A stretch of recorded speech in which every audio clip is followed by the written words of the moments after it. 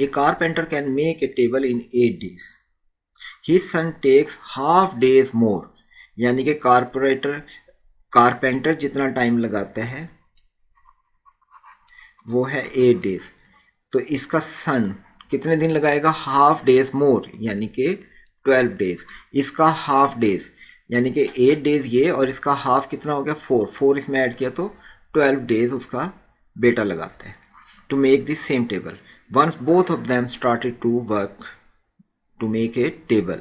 How many days approximately it will take to complete the job? दोनों मिलकर table बनाने का काम कितने दिनों में ख़त्म करेंगे? तो इसके लिए वही कंबाइन वर्क या कंबाइन रेट की इक्वेशन लगाएंगे हम. 1/TC is equal to 1/8 plus 1/12. LCM आपके पास आता है 24. 3 + 2 इज इक्वल टू 5/24 और TC इज इक्वल टू 24/5. तो हमने अप्रॉक्सीमेटली बताना है, तो हम इसको सपोज कर लेते हैं कि ये 25 है, फिर ये नियरली इक्वल टू 5 आ जाएगा.